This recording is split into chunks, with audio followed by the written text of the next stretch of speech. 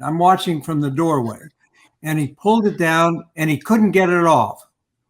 And I'm watching him, he's tugging and tugging. And I thought, what a great idea for us. I should have helped him, right?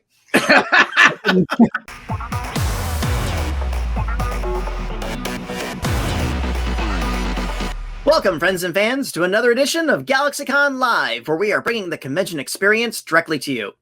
And today, we are going back to the spooky corner of the library with two amazingly talented guests behind the Goosebumps series. So without further ado, let's say the words Karu Mare Odana Lama Milano Carano and see who we can find.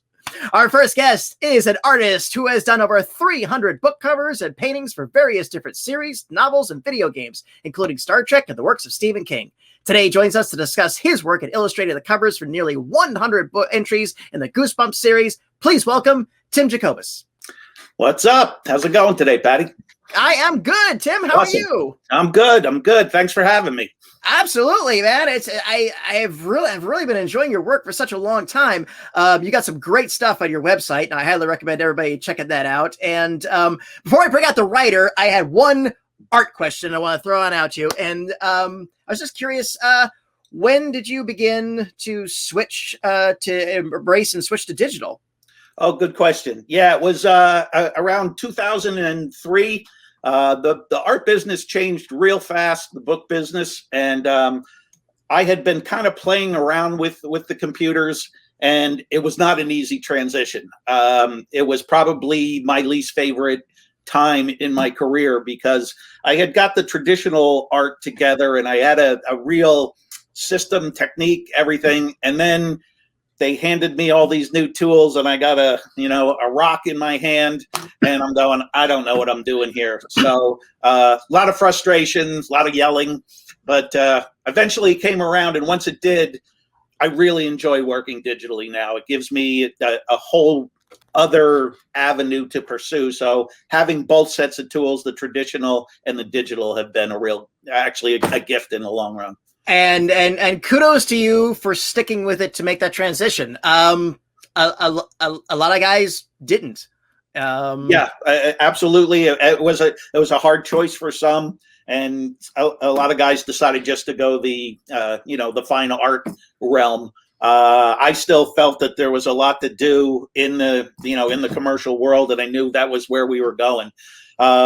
Yeah, it was a worthwhile transition, and now that we're there, it's so easy that if you and I were doing a job together, and I had given you a traditional painting and said, "Hey, what do you think?" and you said, "Doc, this is great. Can you change the background from green to blue?" Yeah, I would have said, "Okay, I'll talk to you in a week."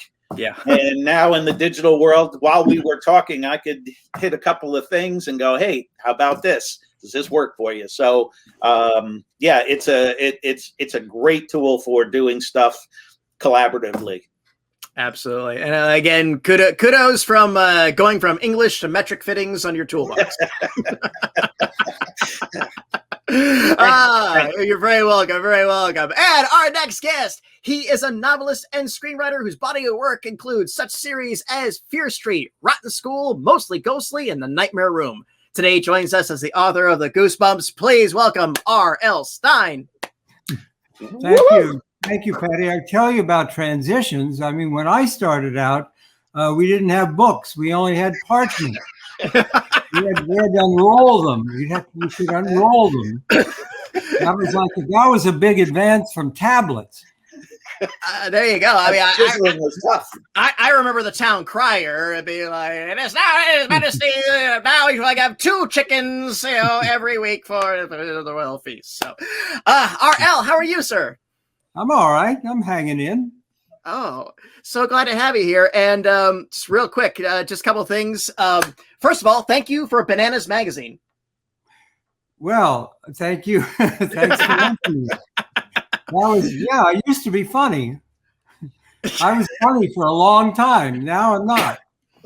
Oh, I think so far you've proven your humor, but no, I was describing that to some folks in the office. Like, no, you gotta understand, Bananas Magazine was at every school library growing up in my generation, and it was yeah, it was there. It was fun. It was a great energy to it. And I also have to thank you for your work on Eureka's Castle. Well, I thank you for bringing up all these things. A lot of people don't realize that I was head writer of Eureka's Castle. They just brought them back. There, you can see that. I think there are 37 episodes of Eureka on Paramount Plus now. Oh, so kind of nice. They haven't been around for ages. No, it really kind of. Yeah, I had a very, very dear friend of mine. Right after we got out of film school, one of his early puppeteering gigs was on Eureka's. So yeah, yeah. Well, that was fun. Eureka's Castle, for those who didn't see it, it was a lot like Sesame Street, only we didn't teach them anything. No, it was, I think, actually, every time they watched, they lost a few IQ points. Very proud of that show. That's my whole TV career. Well, I think that kind of speaks to I think one of the strengths of Goosebumps, because, and I think you've got a record before saying that you weren't out to teach morals or anything. You were just out to engage and entertain and thrill. Is that a fair assessment? Yeah, very fair. I don't try to teach anything. I mean, there aren't any vocabulary words in Goosebumps.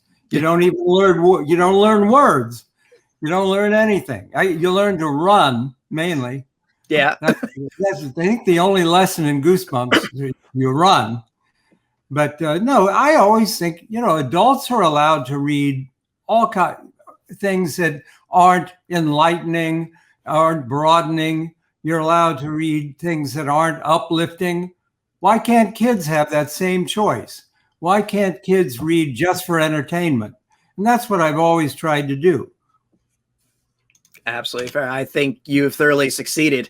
And again, Goosebumps and our audience are a testament to that. Let me ask you guys both this.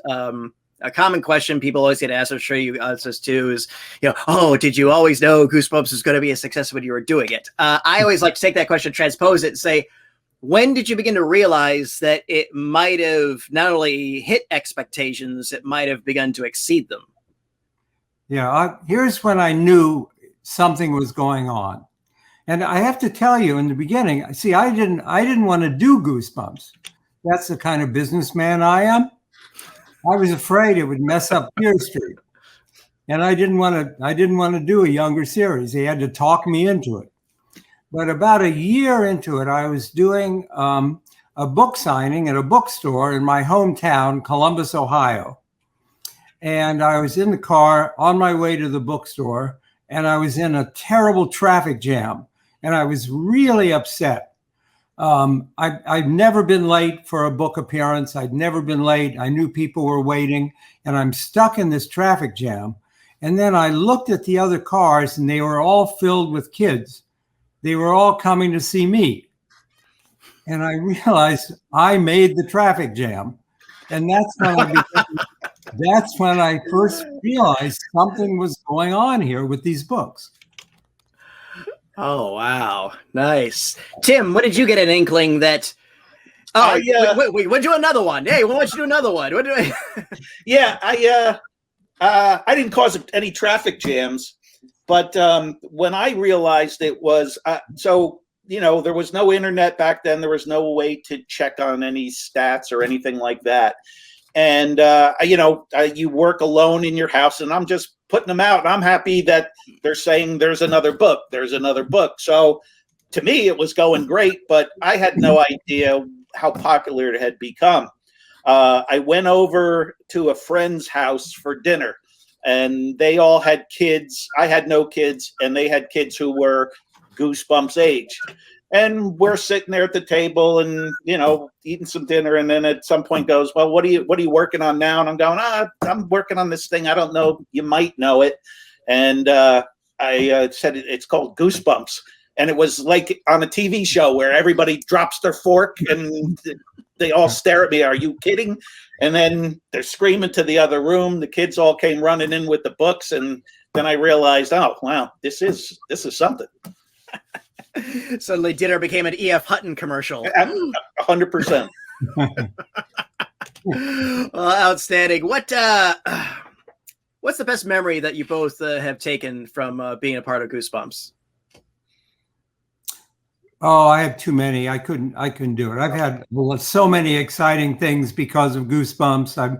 I had a 5-city tour of China for all the Goosebumps fans in China. That the kids there were amazing. That was a wonderful thing. I did a book fair in Brisbane, Australia, and thousands of kids came. I've had just so many. One of the big thrills of my life is we had our own Goosebumps attraction at Disney World for a year.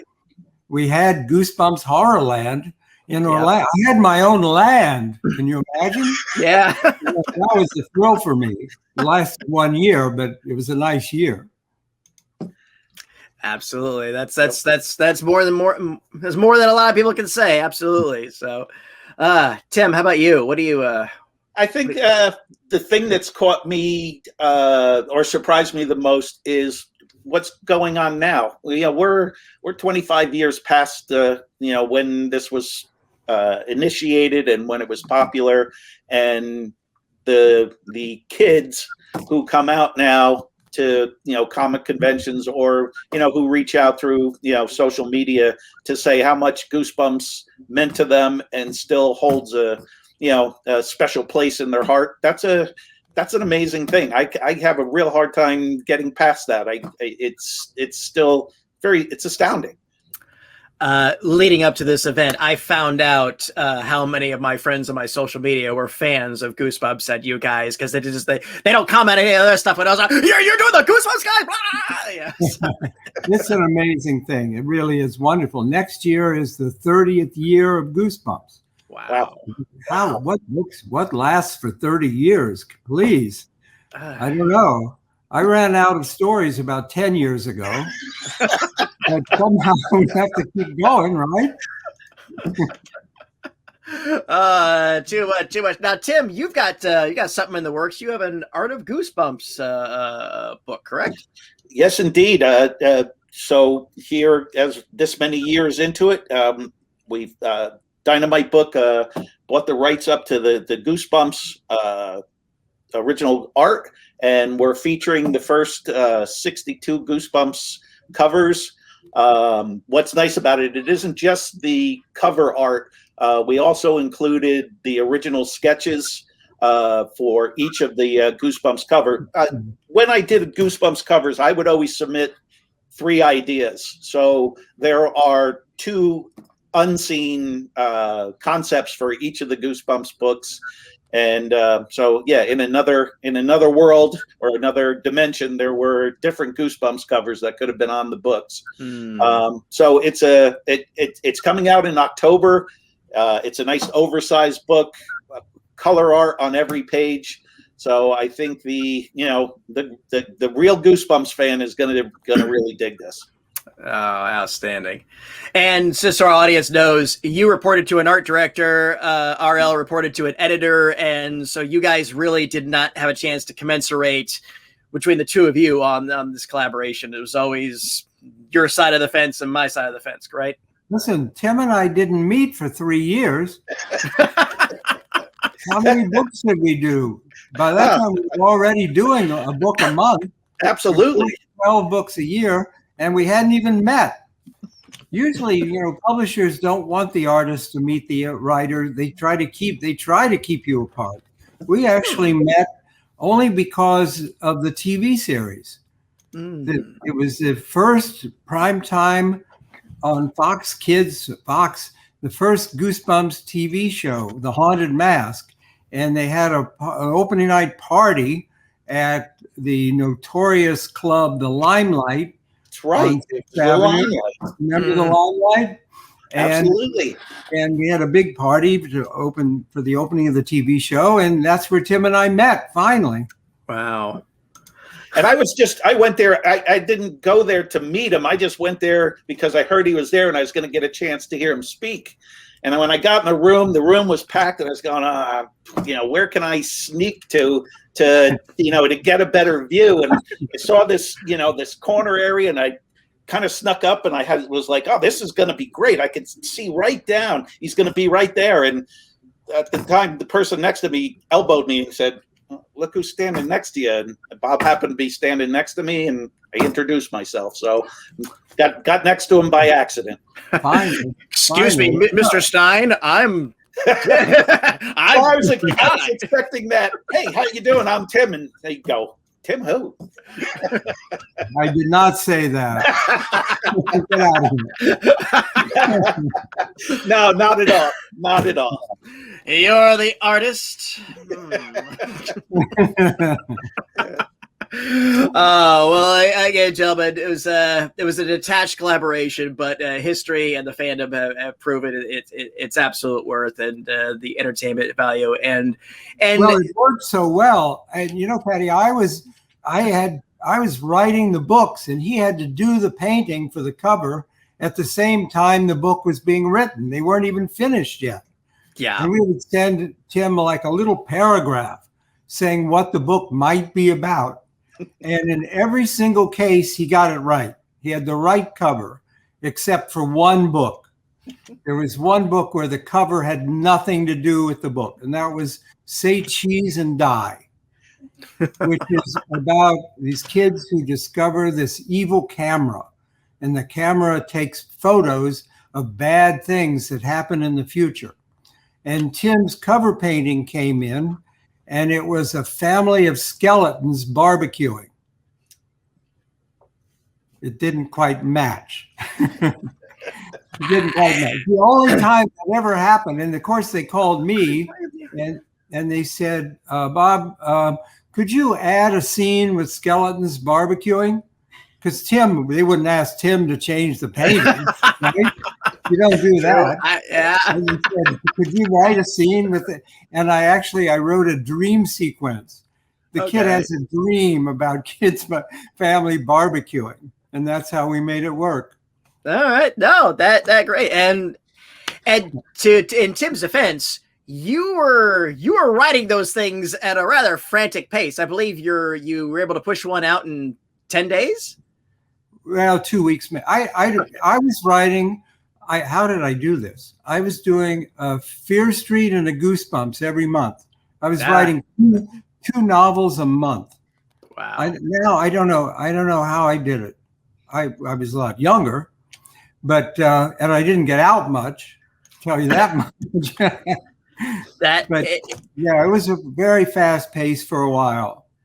It's funny because we had a conversation about the pulp character, the Shadow, and writing like that reminds me of the pulp days when guys like Gibson and those guys were just furious at frantic pace, but the quality though maintained.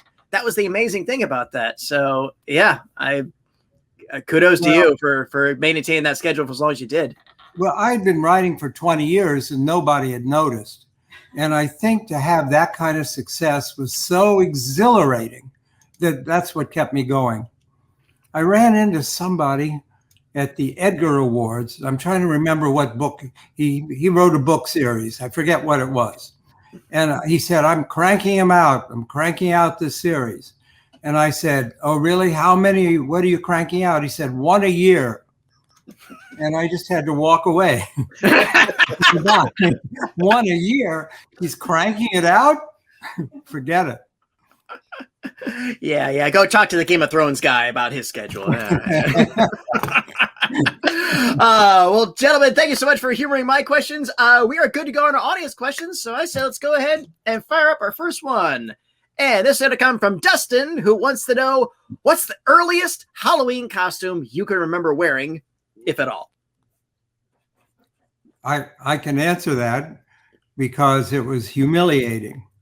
My parent, I wanted to be something really scary. I was this kid. I wanted to be a mummy, a ghost, a skeleton, something scary. And my parents went out, bought my brother and me costumes, and they came back and I opened the box. It was a fuzzy yellow duck costume. And my family was very poor, and I had to they couldn't get a new costume every year. And I had to wear this yellow duck costume with a fuzzy tail every Halloween. It was really humiliating.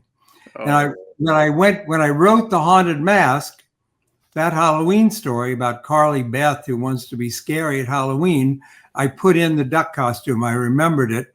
and her mother gives her a duck costume. I actually got to use it.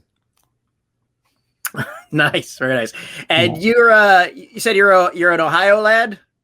I'm from Columbus. Columbus. Okay, yeah, I'm an Indiana kid, and yeah, Halloween in the Midwest is taken a little more seriously than in throughout the rest of the country. So I sympathize with your plight because it was a bigger deal. Yeah, absolutely. So, Tim, how about you?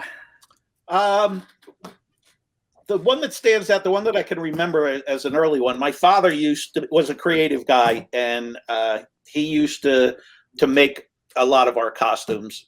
And the one that I remember that we all had to wear at one time, because it was one of his favorites, was he did this Martian character, and he made, a breastplate out of cardboard and aluminum foil. But the thing that was the clincher was, there was a metal spaghetti strainer that we would wear on our head. And then he had two wires that came out, and there were TV tubes on the end of the spaghetti strainer. It was awesome looking. So wow. You're going to make RL incredibly jealous. Yes. I don't know if wearing the spaghetti strainer is what's going to make envy. Did you hear the part about the yellow fuzzy duck costume? True that.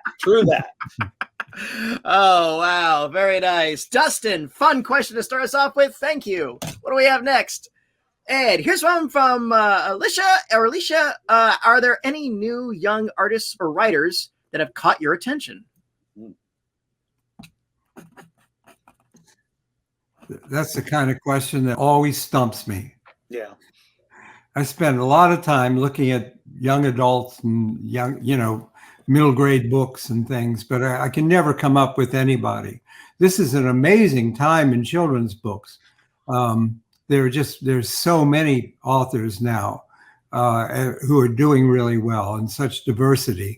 It's really one of the great times for children's books, but I don't think I'll single anybody out. Fair. And I'm with you. It's a long overdue evolution in the form in terms of, exactly, in terms of diversity and awareness and volume. And it's a buyer's market.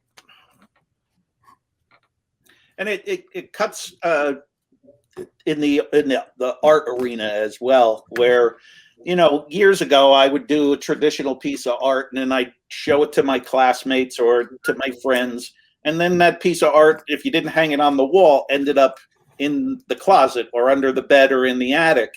And now with the advent of social media, all artists can get their art out there, and they can get lots of people's eyes on it. And there isn't a day that goes by where you don't open up, Instagram and scroll. You get 2 flips and you're seeing somebody's artwork that is just mind blowing. So it's a great tool for that, to get, lots of eyes on a lot of different pieces of art. Absolutely. Every time I open Instagram, I end up following 2 or 3 more artists. Right. Exactly. And generally it's people that's like, I don't know who this is, but I'm a new fan. Yeah, exactly. So, Alicia, thank you. Fun question. What do we have next? From Alex. What Goosebumps story and art are you most proud of? Ooh, that's another tough one. I'm asked this question a lot, and I usually say The Haunted Mask. I think that's my best Halloween story. And that's the only Goosebumps book that's based on something that happened in real life. Yeah. The only one out of all of them. When my son Matt was a real little guy, it was Halloween time, and he was trying on a green rubber Frankenstein mask. And he pulled it down over his head. I'm watching from the doorway. And he pulled it down, and he couldn't get it off. And I'm watching him. He's tugging and tugging. And I thought, what a great idea I should have helped him, right? I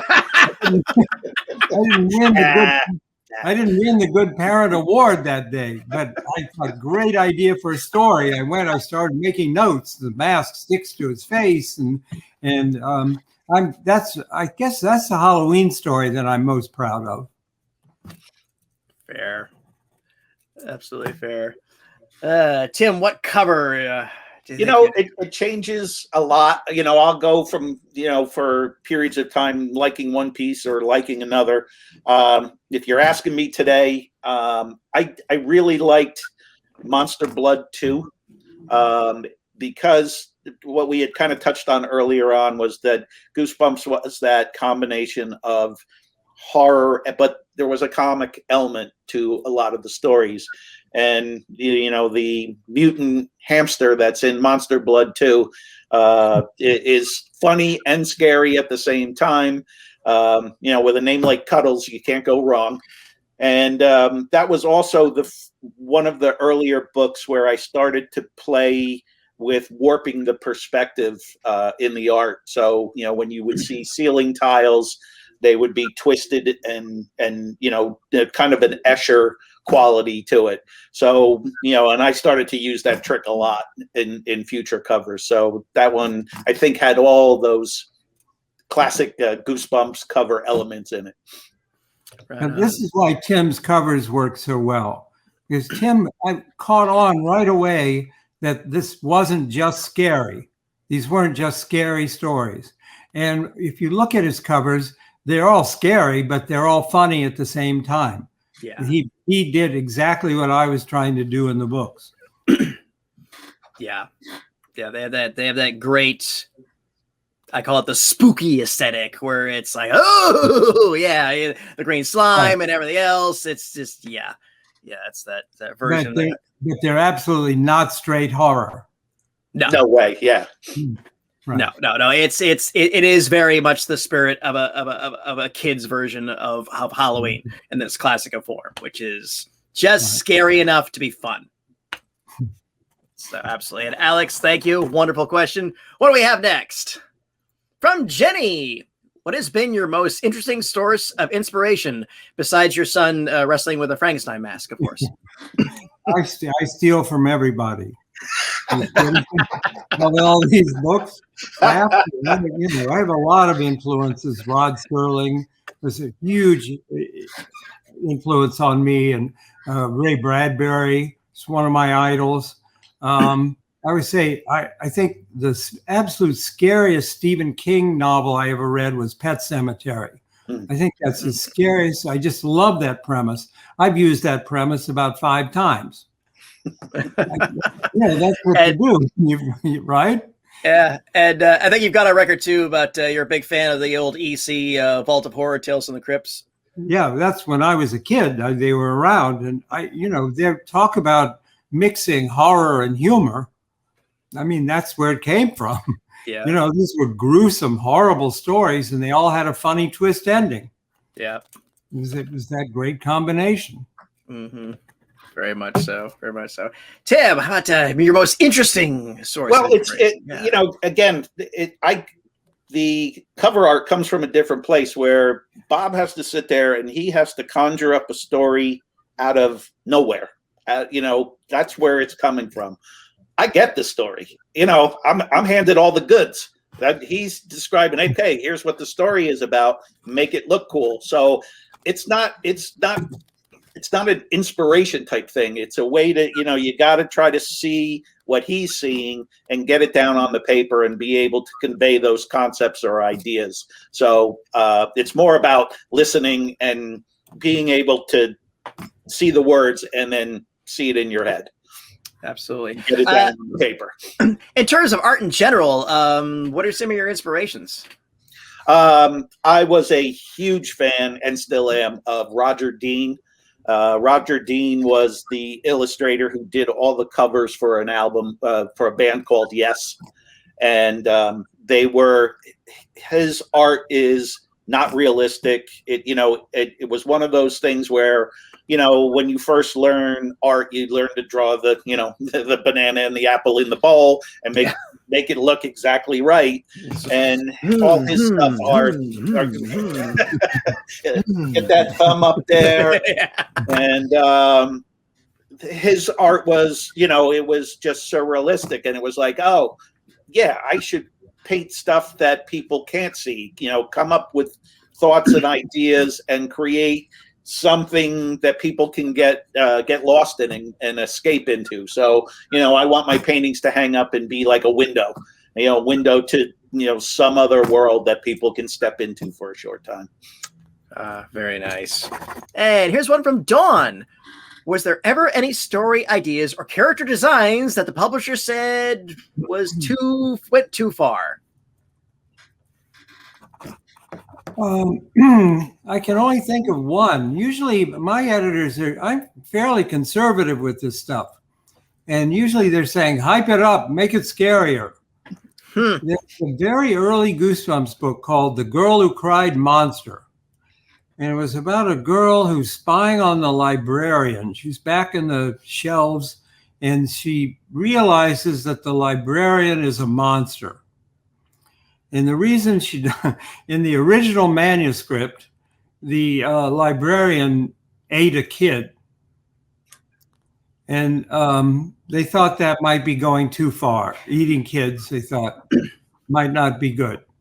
So I changed it. I put a big bowl of live turtles on the librarian's desk. And every once in a while, he would reach over and eat a live turtle. That's how the girl figured out he was a monster, which is better. Turtles are better than kid. They're crunchier. Crunchier, right? But that's the only time I think that maybe I went too far. Eating a kid and going to turtles. Yeah, okay. Yeah, that's fair. Yeah. Kids are turtles. As long as they're not kittens or puppies, that's crossing the line. They die in Fear Street. The kittens and puppies always die in Fear Street. They're always the first to go. Right. Indeed. And Tim, from your perspective, was there any time that maybe a little less this? It wasn't a this is too scary thing. I only got called out once. Again, in the illustration world, usually you turn art in and people come and you get it back and you make changes and you turn it in, and sometimes it comes back again. And with Goosebumps, I had a lot of free thinking and room to do my own thing, and they hardly came back at all. And I think it was due to the fact that Bob's cranking them out. I got to keep up. And it's, they may have wanted to change maybe a couple of them, but, there was nothing outstandingly that stood out that they really wanted to change. The only one they sent back was Revenge of the Lawn Gnomes. And Revenge of the Lawn Gnomes is an outdoor scene where, there's all the classic tacky stuff from the 90s that used to be in everybody's yard, the pink flamingo and that weird globe that, everybody had on the pedestal, and then some lawn gnomes. And there were two lawn gnomes in the picture, and there was the tough guy in the front, and then there was the one who seemed to be a little less smart in the background. And he was picking his nose, and we turned it in and everybody was laughing. Oh, that's funny. Yeah, let's leave him picking his nose. That's great. That's great. And then just before it went to press, they sent the artwork back and said, we don't want him picking his nose. So now in the final art, he's moved out of his nose and he's scratching the side of his head. So that was my big, very, very simple change. Not a big deal, but it was way funnier the other way. Decisions, No, it's hard to believe in this day and age that nose picking is what was invented. Out of all of the possible horrific criticisms that could have been levied at a given point, too much fangs, too much skeletons. Like, a mythical creature picking his nose is the one they stick on. That's it. Right. Don, thank you. Very fun question. What do we have next? From Chad. What do you do when you're not working? Do you not work, Bob? What? Do you not work? Listen, I live in New York City. There's lots to do, That's true. And normal times and normal years. See, now no one wants to hear this. I mean, I live near Lincoln Center, And we go to the opera, a ballet subscription, but nobody wants to hear that about a horror writer. When you're a horror writer, people think your whole life is horror. And no one wants to know, oh, I like country music. Oh, I like, no one wants to hear anything like that. Nothing good. Nothing good. Yeah. Well, I go back to my coven and listen to, King Diamond albums and Yes, right. Lie down in my coffin and wrap my cape around me. Yeah, it's absurd. Crazy. And Tim, what do you do in your off time? I work a lot, just because I like to do it. But I also have the luxury of I still live close to where I grew up, and I still have a lot of friends from when I was a kid and when I was in high school. So whenever possible, it's great to be with people you've known your whole life who say mean things to you because they're allowed to. And that's what it's all about, is, having fun. And was just out with some friends last night on their boat out here in New Jersey. It's this part of New Jersey. It's beautiful. There's lakes and trees. And so it's nice to get out of the studio. So yeah, nice. If there's time off, it's way better to be outside. Agreed. And I'm glad that we're out of the curious 18 months we just had. And we can start going out and being social again and all that fun stuff. Yeah. So, yes. Chad, thank you. Great question. What do we have next? And here's one from Dan. What is your favorite scary story? I guess Something Wicked This Way Comes, the Ray Bradbury story. Just so beautifully written and so creepy. And I relate to it because it's about a boy in the Midwest. He sort of grew up in a suburb like I did and sneaks out of his house late at night, goes down a couple blocks where they're setting up a carnival. And the carnival turns out to be one of the most evil places on earth. I always recommend this book to kids. I think it's very scary. I would follow that up with the Halloween Tree. Yes, I really love that particular one for the exact same reason. Again, the Midwestern elements to it and the history of Halloween and right. Yeah, I agree. I'll say so. I'm going to jump on the Ray Bradbury bandwagon here too, because when I was in middle school and I read Fahrenheit 451, that was an astounding, eye-opening book, and it was just very thought-provoking. And I was we were finally moving from the hardcore required reading to stuff like Bradbury, which was way more interesting. And I still think about that book today. And if anybody in our audience is wondering, that's a sci-fi story. No, Fahrenheit 451 is a scary story. You know what? This would be fun to throw this out. If you gentlemen were in that world, what book would you become? That you would commit to memory? No. Okay. That's too hard work. Fair. It's too creative. Fair. Dan, thank you. What a great question. Let's see. We got time for 2 more. Let's see what we got next. Here's one from Sammy. Which do you prefer, physical books or ebooks? Oh, I read both. When I'm traveling back, when you can travel again, I always have a Kindle or an iPad or something, and I can take 8 or 10 books with me. But I read at both, and I don't prefer it. And I don't get upset when kids are reading on screens or something. I think that's perfectly fine. Yeah. There's something that's cool about a tangible book, holding it in your hand, the feel of the paper and all that stuff.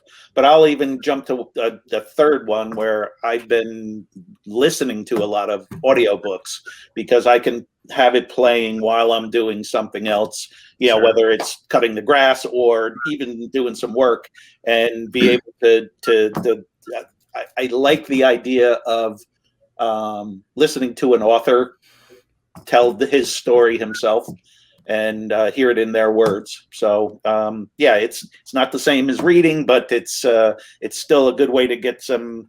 I find that I'm able to get through more books that way than if I said no, I have to sit and read, and I know my time's limited. So this way I can kind of do two things at once. Fair. Absolutely fair. I love audiobooks when I'm driving along long road trips. That's, in traffic, you're not doing anything. You might as well learn something. When I'm traveling by plane, though, I enjoy the pleasure of an old, beaten-up paperback. Oh, cool. I love an old mass market. I'll grab a random one I haven't read in 15 years, and I've probably forgotten everything about it. And I'm just, I just love that. Love that aesthetic. Sammy, thank you so much. Mass market paperbacks. That's my favorite format too. They're hard to find these days. Bookstores don't want them. No, you can't charge them. No, they are kind of troubling up, which is a shame. Yeah, so I think we got time for one more, and my producer says we got a really fun one to close out on. So let's see what he's got.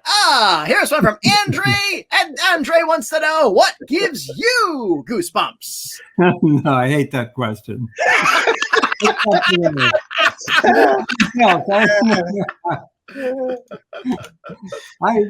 don't know. I'll give you a serious answer. I've had this past week I've had a lot of goosebumps because people have been so nice and so wonderful about the Fear Street movies on Netflix. And the first Fear Street movie was the #1 movie on Netflix for the whole 4th of July weekend. Nice. And now there are 2 of them out, and they're both in the Netflix top 10.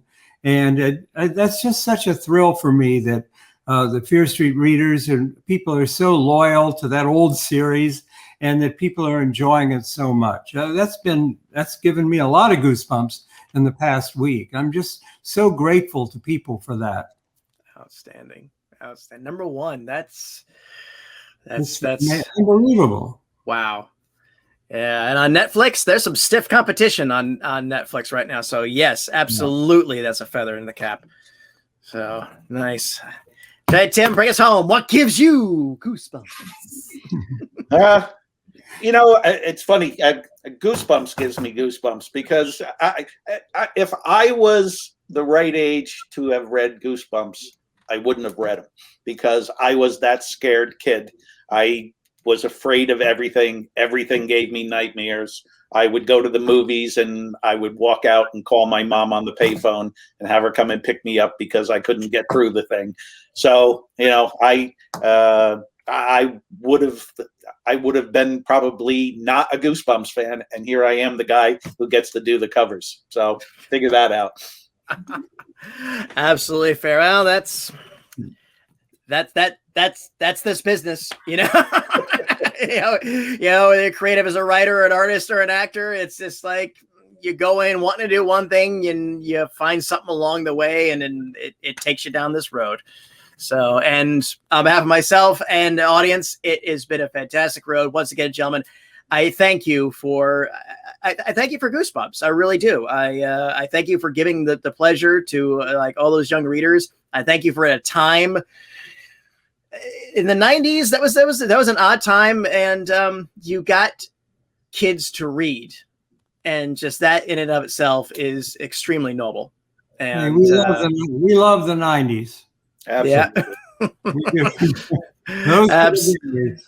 Absolutely. And Andre, that was a great question. And GalaxyCon viewers, this has been my time with the gentlemen of Goosebumps. Gentlemen, it's been an absolute delight. Any final words for our audience before we take our leave?